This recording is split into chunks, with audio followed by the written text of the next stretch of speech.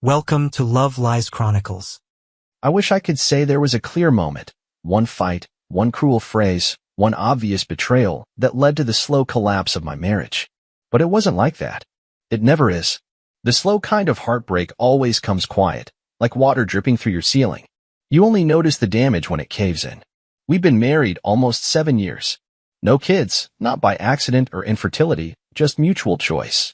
We were both career-driven, reasonably fit, emotionally intelligent adults who thought we'd outsmart the pitfalls of modern marriage. Date nights, joint vacations, shared goals. I genuinely believed we were doing well, or at least surviving the kind of routine most long-term couples fell into. But then, somewhere between her newest promotion and the pandemic lifting, the intimacy started drying up. At first, it was subtle. She'd be too tired after work, or I'd get brushed off with a quick, "Not tonight, babe," and a kiss on the forehead. No big deal. We all have cycles. But weeks turned into months. We weren't touching anymore. Not even casually. Not the kind of love you touch on the back as you pass in the kitchen. No thigh squeeze in the car. Just cold air and polite distance. I brought it up one night. Just the two of us, drinking wine on the patio.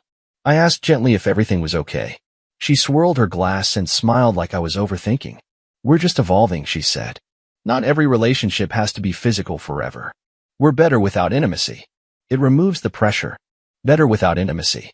The words echoed inside me for days after that. It wasn't anger I felt at first. It was guilt. I thought, maybe I'm the one who's not enough. Maybe she's touched out. Maybe she's going through something she doesn't even fully understand. So I tried to help. I initiated open conversations. I researched therapists. I even scheduled a couples session with a woman a friend recommended. She canceled it. Twice. Claimed her work schedule was too intense. I started waking up in the middle of the night with this crushing weight in my chest, not from loneliness, but confusion. The woman I'd built a home with was in the same bed, but it felt like I was sleeping next to a stranger with my wife's face.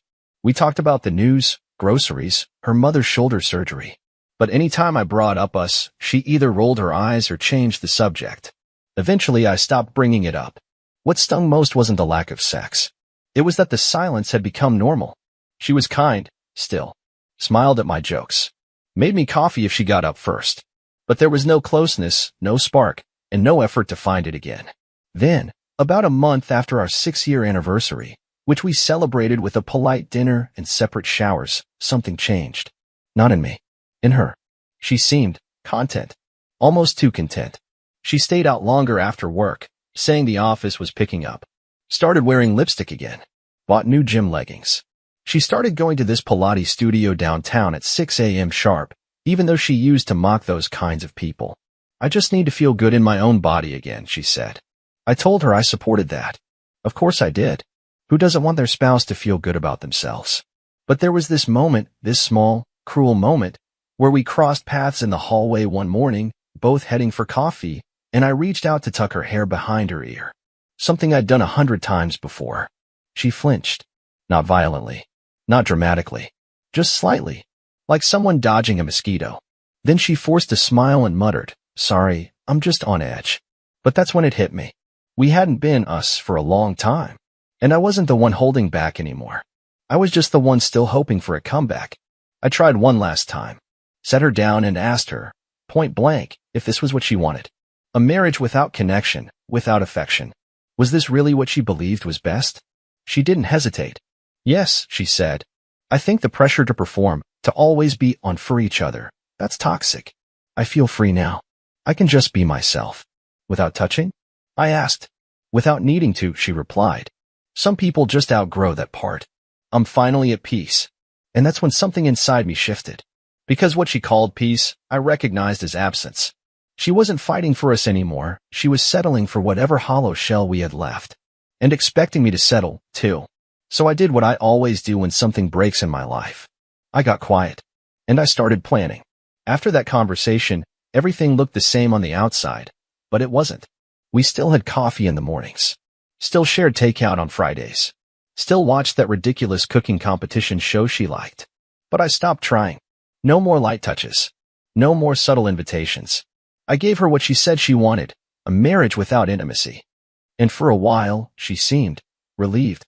She started waking up earlier than me most mornings. I'd hear the water running in the bathroom before the sun was even up. When she thought I was still asleep, she'd hum to herself. Sometimes I'd crack when I opened and see her standing at the mirror in her new leggings, applying mascara like she had somewhere important to be at 6:30 in the morning. She never did that when we had intimacy. Back then, I was the one she dressed for. Now, it was like she was playing the part of a woman who had a secret she wasn't ready to admit, even to herself. I tried to tell myself I was being paranoid, that this was what healing looked like for her, that people rediscover themselves in strange ways.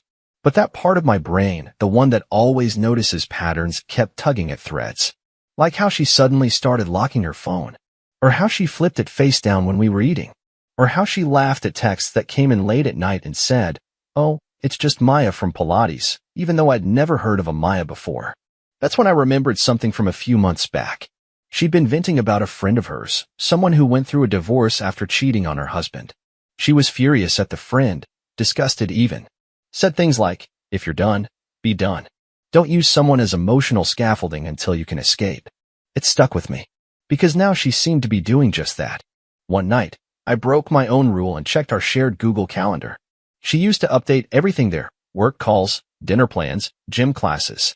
She was meticulous. That night, though, the calendar was blank. I'm not proud of what I did next, but I felt like I was walking through a dark house with no lights on, and I needed to find a switch. So I dug deeper. Quietly. I didn't have access to her phone, but I did have access to the shared home Wi-Fi router. I checked device logs. Nothing crazy, just her phone, her laptop, and one device I didn't recognize. An iPad that hadn't been there a month ago. Odd. I waited a few days before asking casually if her company had given her new tech for work. She paused, just for a second, and then nodded. Yeah, a tablet for travel scheduling. Boring stuff. Except she never traveled. At least, not that I knew of. Things started spiraling in my head. What if this wasn't just detachment? What if she had already replaced what she said we didn't need? And what if I was still here, still faithful, still hopeful, looking like a damn fool while she crafted her own version of freedom behind my back? I tried one more time to confront it head on, hoping I was wrong. "You ever feel like we're not talking anymore?" I asked her while we folded laundry side by side. She shrugged. "We've said everything already. Now we just live it." I didn't reply. Just folded her black dress shirt, the one she never wore for me but suddenly wore to work once a week. It felt like a marriage built on scripts. We knew our lines, hit our marks, kept the stage lights dim just enough to fool the audience. But I'd started peeking behind the curtain. The final nudge came from someone I never expected, her sister, of all people. We hadn't spoken much over the years. I always got the impression she thought I was too boring or too polite or just generally unremarkable. But one night, after I posted a photo of a solo hike on my socials, she messaged me. "Nice view. You're looking different lately. You okay?" I replied with a neutral, "Just getting fresh air." Then she said, "You know, I've been trying to stay out of it. But it's not okay what she's doing. Just don't let her play you." I stared at the message for a full minute. What she's doing. Not how she's acting. Not what she's going through. What she's doing. I didn't respond. I didn't ask for details. Because something told me she already said more than she meant to. So I made a decision right there. No fights. No confrontation. No tears. Just a quiet severing of the rope that tethered me to a woman who had already let go. If she wanted to live in a marriage without intimacy, she could have it. She just wouldn't have me in it. I think the worst part about catching someone in a betrayal isn't the betrayal itself. It's realizing just how long they've been pretending. How many smiles were fake? How many late nights were lies? How many times they kissed you goodbye already, just without the courtesy of letting you know? After her sister's message, I didn't react. I didn't confront. I did what quiet men like me do best. I listened. I watched. I waited. I started noticing patterns I'd ignored before. How she always came home from late meetings with a fresh layer of perfume. How her gym clothes were always folded neatly in her bag but never seemed used. How she suddenly got a second phone, for work, and always left it in her car when she came inside. She thought she was careful. But when you live with someone long enough, you know their rhythms. You can tell when the music changes. One Thursday afternoon, she came home in a rush. Said she forgot her badge for a conference downtown. She was flustered, hair a little tousled, cheeks flushed. I handed her the badge and kissed her on the cheek. Her skin smelled faintly of aftershave. Not mine. That night, she fell asleep fast, breathing slow and peaceful. like her conscience was clear. I lay beside her, eyes open, heart burning, and made a plan. The next day, I texted an old friend from college who now worked in cyber investigations. Told him I needed help locating and backing up data from a second device on our home network. Didn't say why. Didn't have to. A week later, I had everything. She wasn't seeing a stranger. She wasn't even seeing someone new. She was back with him. Nathan, the colleague turned client she used to date before we ever met. The one she swore had moved across the country and didn't matter anymore. The same Nathan whose name popped up once on her phone 4 years ago during our engagement and who she swore was just congratulating us. Turns out Nathan had never really left the picture. He was just put on pause, held in a quiet corner of her life until she got bored of mine. I read the messages. Not all of them, just enough. Enough to see her write things like, "It's different with you. I don't feel like I have to explain myself." Or, "He just doesn't get it." It's like sharing a bed with a plant. I wasn't angry when I read that. I was still in a way I hadn't felt in years. Like my whole body took one breath and stopped. No rage. No shouting. Just clarity. She'd been starving me of affection, warmth, and connection, not because she was emotionally numb, but because she had already outsourced it. And the kicker? She had the audacity to spin our dead bedroom like it was some kind of enlightened, spiritual evolution. Like she was rising above basic urges. All the while she was getting those basic urges met in hotel rooms and lunch breaks. There was one message that stuck with me more than any other. "He's a good man. The kind you marry. But you're the one I come alive with." She was right about one thing. I was a good man, and I'd wasted too much time trying to be good for someone who didn't deserve it. So I didn't explode. I didn't confront her. I didn't even slam a door. I just got to work. I quietly gathered all the evidence I needed, screenshots, metadata, timestamps. My friend packaged it neatly into a password-protected file. I saved it to a hard drive and made 3 backups. Then I started making appointments. A lawyer, a realtor, a financial advisor. I checked out of the marriage emotionally months ago, but now I was preparing to leave it in every other way. She just didn't know it yet. She still thought I was asleep beside her every night. Still thought I was treading water in a marriage I refused to let sink. What she didn't realize was that I wasn't drowning anymore. I'd climbed out, dried off, and was quietly building a life without her in it. But I wasn't going to leave without a farewell. Not the kind she expected. The kind that would stay with her every single time she reached out in bed and found no one there. Every time she passed a mirror and remembered who used to tell her she was beautiful even when she didn't believe it. Every time she saw a photo of us, smiling. Because while she was out pretending I didn't matter, I was crafting the moment she'd realize just how much I did. I didn't move out right away. That would have been too easy for her. People like her, they make peace with abandonment fast. They reframe it as victimhood. He left me. He couldn't handle my truth. He gave up on us. I wasn't going to hand her that narrative. So I stayed. Not to fight. Just to be present long enough for her to truly understand what she lost. I became silent in a new way. Not wounded silence.